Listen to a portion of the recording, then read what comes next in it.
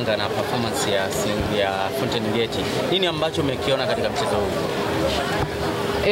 Nafikiri tukirudi kwenye kile ambacho Pedro Gonçalves alikizungumza kwenye mchezo wa jana, kwa maana kwenye press kabla ya mchezo alizungumza kwamba moja kati ya kitu ambacho amekinoti ni namna ambavyo timu za Tanzania zinacheza.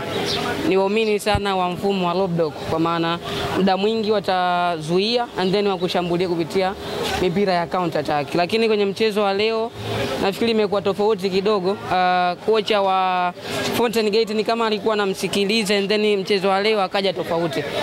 Kitu ambacho nimekipenda ni kwamba mbali na kuwa walikuwa wanajua kwamba Young Africans ni bora, walikuwa wanajua kabisa ina wachezaji bora sana kwa maana ya mchezaji mmoja mmoja, lakini hawakutaka kukaa nyuma. Fountain Gate muda mwingi walitaka kupishana na Young Africans huku wakiwa na possess, na ndio maana ndio kitu pekee nafikiri ambacho kimewasaidia, kwa sababu wangeweza kuzuia ama wa pili kwenye matukio, kuna namna ambavyo wangeweza kumkaribisha Young Africans kuliko ambavyo walianza kwenye mchezo wa leo. Kwa hiyo kwa leo mbinu ilikuwa ni nzuri sana, muda mwingi kutaka kuchezea mpira pale ambapo Young Africans ana umiliki. Unaona walikuwa na jumuika kwa pamoja kwenda kusafa na kuupata and then wanaanza kupossess. Kitu ambacho wanakikosa ni kwenye eneo la mwisho, namna ambavyo wanaweza akaa na athari kwa timu pinzani, lakini kwa maana namna ambavyo wanaianza safari yao wakiwa wanalitazama lango la timu pinzani ni kitu ambacho walifanikiwa kwenye mchezo wa leo. Nafikiri hapa ndo unakuja kuangalia ubora sasa wa mchezaji mmoja mmoja, nini ambacho unaweza ukakipata ukiwa na quality ya mchezaji mmoja mmoja. Mechi imekwenda kuamuriwa na ubora wa mchezaji mmoja mmoja wa Young Africans, lakini kimbinu ni kama makocha ambao walikuwa wanafanana kwenye falsafa ambao walikuwa wanaitumia, kulingana pia na machaguo ambayo Pedro Gonçalves alichagua kwenda nao kwenye mchezo wa leo. Moja kati ya kitu ambacho nafikiri kinawakosesha Young Africans imani ni kumkosa Pacome Zouzoua and then ukamkosa Dickson Jobu pamoja na Diarra. Yaani tafsiri ya kawaida ni kwamba Yanga inajengwa nao wachezaji. Kama wanakosekana, athari inaweza ikawa ni kubwa sana kama unakutana na mpinzani ambaye yuko bora kwenye maeneo yote ya uwanja. Moja kati ya kitu ambacho Fountain Gate wameshindwa kukitumia kama faida ni baada ya kocha kuanza hivyo. Kwenye mchezo wa leo unaona baada ya kukosekana Mohamed Hussein pia na Pacome Zouzoua, Diarra, japokuwa Musheli alifanya wao sana kwenye mchezo wa leo, lakini ulikuwa unaona Yanga sio ile ambayo imecheza mechi mbili za ligi ya mabingwa barani Afrika. Kwa hiyo najaribu kuvuta taswira Young Africans inawakosa hao wachezaji watatu mbeleni, aidha kwa kadi ama kwa majeraha, basi inawezekana ikawa kwenye wakati mgumu sana. Lakini changamoto nyingine unaona wachezaji ambao wamesajiliwa na wanaopewa nafasi ya kucheza ni kama wanashindwa kumuofa mwalimu kile ambacho anakihitaji.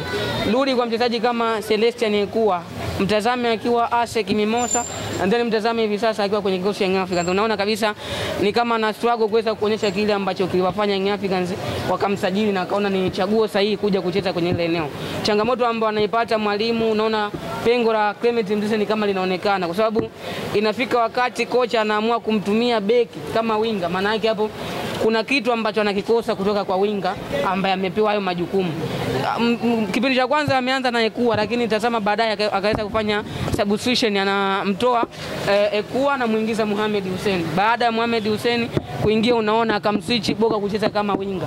Maana yake alikuwa anakosa kile kitu bora ambacho alikuwa anakitarajia kutoka kwa Ekua. Lakini rudi kwa Dumbia pia ni kama bado kuna changamoto ambayo anaipitia.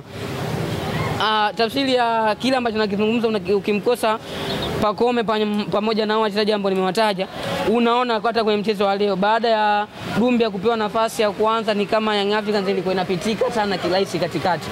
Yaani kama sio Duke Abuya kuwa bora kwenye kuzuia mipira, ulikuwa unaona Young Africans namna ambavyo ilikuwa inafikiwa kiurahisi. Kwa hiyo nafikiri Young Africans walikuwa kwenye kiwango bora sana, muhimu imekuwa ni pointi 3, lakini kunayo madhaifu ambayo naamini kuelekea dirisha dogo Young Africans anaweza kwenda akayafanya kama njia ya yeye kwenda kule ambako anahitaji. Kulingana na mashindano ambayo anashiriki, anahitaji kuwa na wachezaji ambao kuwapa nafasi ya kucheza wapi kwa bahati mbaya ama wapi kwa sababu yule ambaye ni chaguo lako la kwanza unamkosa aidha kwa kadi ama kwa majeraha. Kwa hiyo lazima waingie dirisha dogo kwenda kuleta wachezaji ambao watakuja kutoa kitu kipya mbali na hiki ambacho anakipata hivi sasa. Nini ambacho umekiona kwenye utofauti kati ya Musheli na Diarra katika mechi?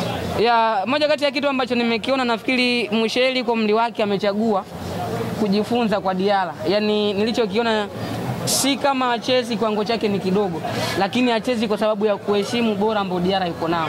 Tazama kwenye mchezo wa leo amepata imani ya kwanza, lakini namna ambavyo alikuwa na uwezo wa kuicontrol mechi ama kupunguza ile pressure wakati wanashambuliwa ilikuwa ni kubwa sana.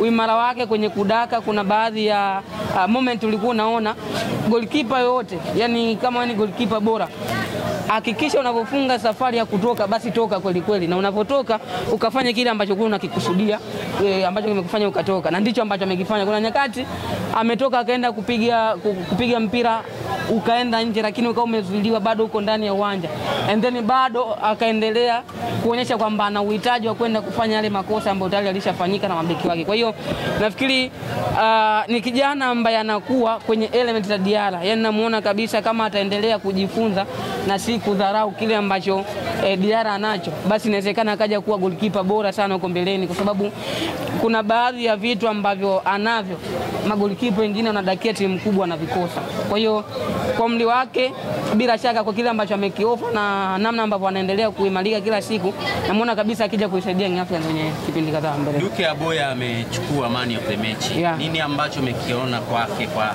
mchezo wa leo? Of course kwangu mimi alistahili kuwa man of the match kwa sababu uwezo wake akiwa uwanjani. Nafikiri kitu ambacho naweza nikasema, ukimpata mchezaji ambaye ana consistency, ana nidhamu ya kuheshimu klabu ambayo anatumikia, basi mng'ang'anie sana, kwa sababu kwa asilimia kubwa hivi sasa wachezaji, naweza nikatumia kauli ya matapeli, yani unamsajili ukiwa unatarajia atakupa kitu bora, lakini mwishoni mwa msimu ama baada ya ligi kuanza unaona vitu vinakuwa tofauti na vile ambavyo ulikuwa unatarajia. Assist kwenye mchezo wa leo, mbali na kuassist, ulikuwa unaona uwezo wake wa kuweza kuiunganisha timu kwenye eneo la katikati. Ana akili kubwa sana, nafikiri kwa asilimia kubwa ni kama anataka kujaribu kulifuta lile pengo la Aucho kipindi kile. Kuna namna ambavyo anataka kuaminisha Young Africans bila Aucho bado Young Africans inaweza ikaa kwenye muonekano huu, na anaonyesha kitu bora kwenye kila mchezo. Kwa hiyo mimi nafikiri kwa kocha yoyote, kitu ambacho anakiomba ni kuendelea kumpata huyo mchezaji, kwa sababu kama anapata majeraha inawezekana ukawa kwenye wakati mgumu sana kupata kile unachokihitaji. Lakini kitu kingine, kuomba kuwa na consistency ya kile ambacho yuko nacho. Nafikiri kwa mchezo wa leo alikuwa anacheza na Dumbia, lakini hakuwa anacheza na Mudathir Yahya, mchezaji ambaye amecheza wote msimu uliopita, lakini bado alikuwa kwenye kiwango bora. Kwa hiyo nafikiri utampongeza kwa hizo jitihada ambazo amekuwa nazo na ubora ambao amekuwa akionyesha, lakini unahitaji zaidi kuona anakuwa na consistency. Shukrani. Asante.